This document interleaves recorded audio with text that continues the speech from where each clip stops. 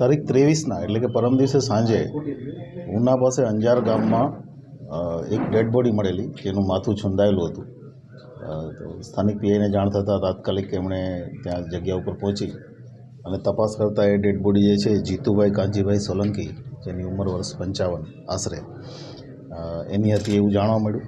ત્યાર પછી કેમ કે માથું છૂંદાયેલું હતું ડેડ બોડીમાં એટલે ક્લિયર કટ અમને શંકા હતી કે આ મર્ડર છે, પણ બ્લાઇન્ડ મર્ડર હતું કેમ કે નદીના પટમાં નદીની જે કોતર છે એમાંથી ડેડ બોડી મળી હતી અને સાંજના 7:30 પછીનો બનાવ પોલીસને 8 વાગે ખબર પડી. એટલે અંધારામાં અડધું અંધારું અડધું અજવાળું એવા પ્રકારના વાતાવરણમાં આખો બનાવ બનેલો એવું ધ્યાને આવતું હતું.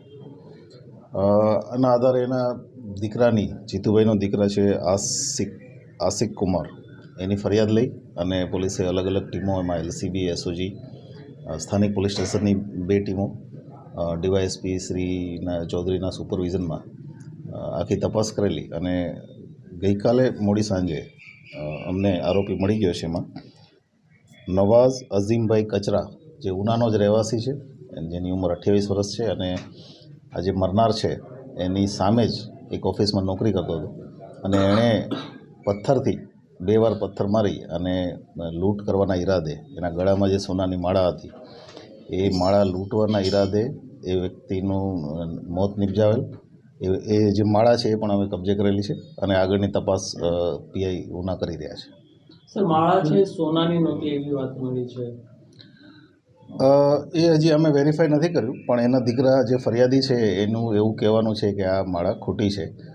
જે આરોપી છે, આરોપીને ખબર નથી, એ તો વેચવા પણ એક પ્રયત્ન એણે કરેલો, આ માળા સોની પાસે વેચવાનો પણ મારે ખરેખર આભાર માનવો જોઈએ જ્વેલરીના શોપ ઓનર કે જેણે એવું કીધું કે આ બિલ લઈને આવો પછી જ અમે આ માળા લઈશું.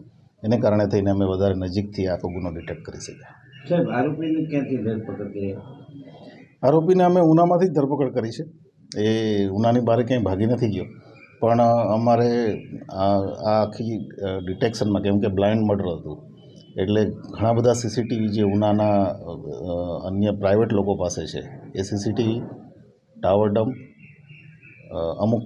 અમુક અમને જે હ્યુમન રિસોર્સિસથી જે ઇન્ફોર્મેશન મળી એ બધાના આધારે આ અમે ડિટેક્ટ કરી શક્યા છીએ. સર, આરોપી સાથે બીજા કોઈની સંડોવણી હોય છે? તપાસમાં અમે જોઈશું કે આરોપી આ સિવાય કોઈ બીજા અન્યની સંડોવણી છે કે કેમ. અત્યારે પ્રાઇમરી રીતે અમને દેખાતું નથી કે આમાં અન્ય કોઈ સંડોવણી છે. સર, હવે એવું કે કહે છે ગામમાં કે સ્ત્રી પાત્ર પણ કંઈ કારણભૂત હતું, એવું કંઈ છે? હોઈ શકે છે હજી, કારણ કે આજે જ અમે આરોપીને અરેસ્ટ કર્યો છે અને આગળની ઊંડાણપૂર્વક તપાસ કરીશું તો એમાં જે કંઈ પણ તથ્ય આવશે એ આપને સમયાંતરે બતાવતા રહીશું.